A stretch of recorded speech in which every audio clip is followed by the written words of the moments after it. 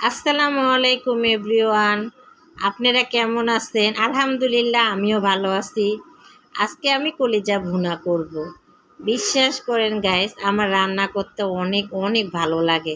বেশি বেশি করে আমার রান্না করতে ভালো লাগে, আমার সবাইকে খাওয়াইতে ভালো লাগে। আমি যদি শুনি যে আমার বাসায় কেউ আসবে, মানে আমার এত আনন্দ লাগে যে আমি কি করব, মানে কী রান্না করে খাওয়াবো, আমার এত ভালো লাগে।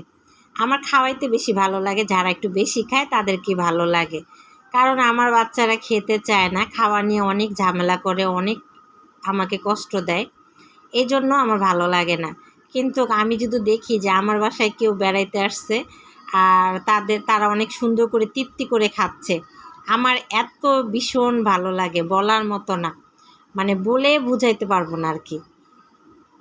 আর এই যে বিশেষ করে গরুর মাংস বলেন, কলিজা বলেন, যে কিছু রান্না করলে তার সঙ্গে একটু আলু ভর্তা করলে অনেক ভালো লাগে। আলু ভর্তা এটা আমার শ্বশুরবাড়িতে যেয়ে আমি শিখেছি।